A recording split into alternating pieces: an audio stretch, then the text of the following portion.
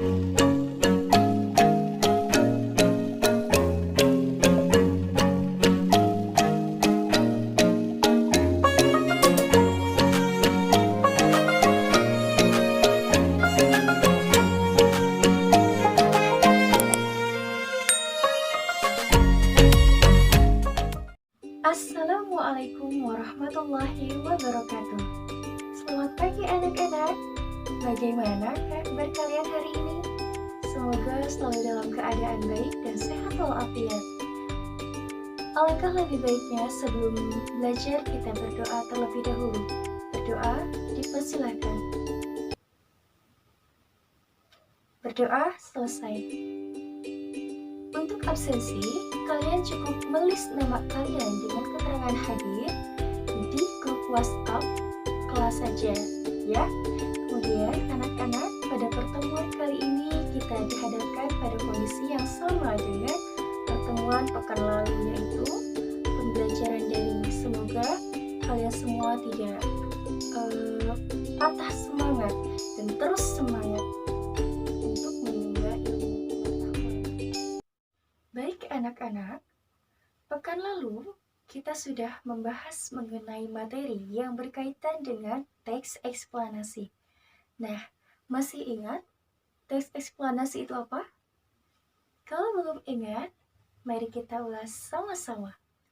Teks eksplanasi adalah teks yang berisi tentang proses-proses yang berhubungan dengan fenomena-fenomena alam, budaya, sosial, dan ilmu pengetahuan. Nah, anak-anak, pasti kalian akan bertanya-tanya, mengapa kita harus membuat teks eksplanasi? Nah, teks eksplanasi memiliki tujuan. Tujuannya adalah untuk menjelaskan proses terjadinya fenomena yang terjadi secara alamiah dan proses bekerjanya fenomena atau sosial. Bagaimana anak-anak? Apakah materi yang tadi disampaikan mengenai pengertian dan juga tujuan teks eksplanasi dapat dipahami?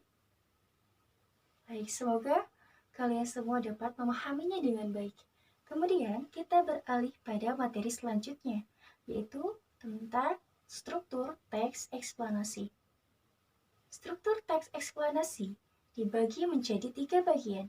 Yang pertama ada pernyataan umum, yang berisi tentang penjelasan secara umum yang biasanya penjelasan umum yang dituliskan dalam teks ini berupa gambaran secara umum tentang fenomena yang terjadi, tentang apa, bagaimana, dan mengapa fenomena itu dapat terjadi. Kemudian, yang kedua ada deretan penjelas. Biasanya berisi tentang penjelasan proses mengapa fenomena tersebut dapat terjadi. Nah, biasanya itu tidak hanya satu paragraf, tapi bisa lebih dari satu paragraf.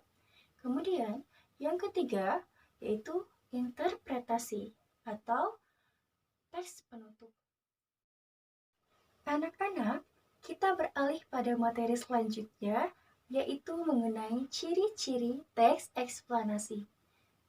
Di sini ada 3 ciri teks eksplanasi. Yang pertama yaitu strukturnya. Tadi kita sudah sebutkan struktur-struktur teks eksplanasi, diantaranya yaitu pernyataan umum, deretan penjelas, dan juga interpretasi.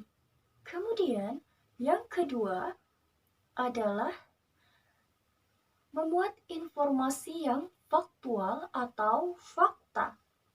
Yang ketiga, informasi yang didapatkan harus bersifat ilmiah, seperti sains atau yang lainnya.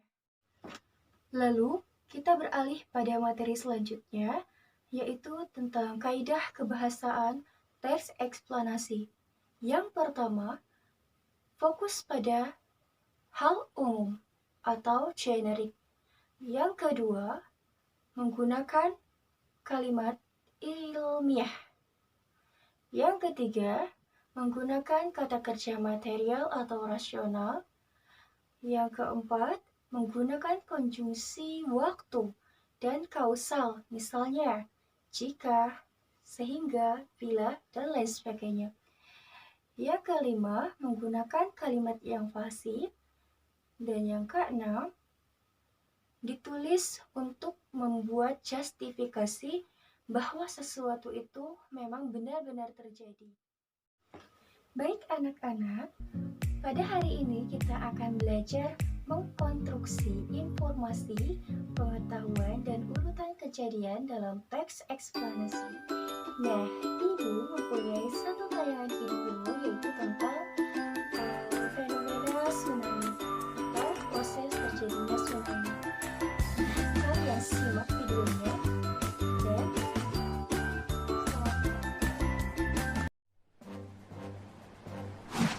Tsunami. Kata tsunami berasal dari bahasa Jepang su yang berarti pelabuhan dan name yang berarti gelombang, sehingga secara umum diartikan sebagai gelombang atau ombak yang besar di pelabuhan. Tsunami dapat diartikan sebagai gelombang laut yang disebabkan oleh gempa bumi dengan pusat di bawah laut, diikuti dengan dislokasi atau perpindahan massa tanah atau batuan yang sangat besar di bawah air. Letusan gunung api bawah laut atau gunung api pulau, longsor di bawah laut, dan atau hantaman meteor di laut. Tanda-tanda akan terjadinya tsunami adalah: pada umumnya, di Indonesia didahului dengan gempa bumi besar dan susut laut. Terdapat selang waktu antara waktu terjadinya gempa bumi sebagai sumber tsunami dengan waktu tiba tsunami di pantai. Di Indonesia, tsunami dapat terjadi dalam waktu kurang dari 40 menit setelah gempa bumi terjadi. Gelombang air laut datang secara mendadak dan berulang dengan energi yang sangat kuat. Gempa bumi di bawah laut penyebab tsunami memiliki kekuatan gempa atau magnitudo lebih besar dari 6,8 skala Richter dengan kedalaman pusat gempa tidak lebih dari 70 km dan pola patahan adalah sesar naik turun. Upaya pengurangan resiko bencana tsunami dapat dilakukan dengan pembangunan sistem peringatan dini tsunami, pembangunan tempat evakuasi atau shelter di sekitar daerah pemukiman, pembangunan tembok penahan tsunami pada garis pantai yang beresiko, penanaman mangrove, serta tanaman lainnya di sepanjang garis pantai untuk meredam gaya air tsunami. Meningkatkan pengetahuan masyarakat lokal, khususnya yang tinggal di pinggir pantai tentang tsunami dan cara-cara penyelamatan diri terhadap bahaya tsunami.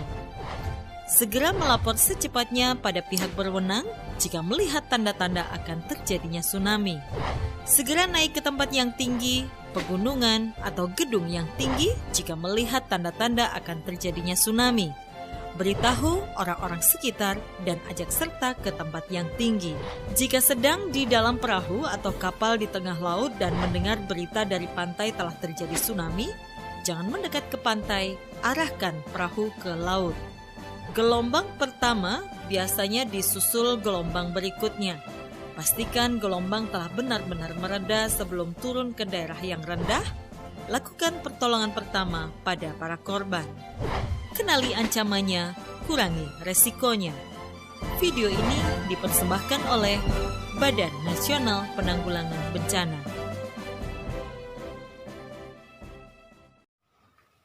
bagaimana? Sudah kalian simak videonya? Sudah. Baik, Ibu akan menugaskan untuk pertemuan hari ini kalian menganalisis video yang kalian simak, yaitu tentang tsunami atau proses terjadinya tsunami, kemudian berupa file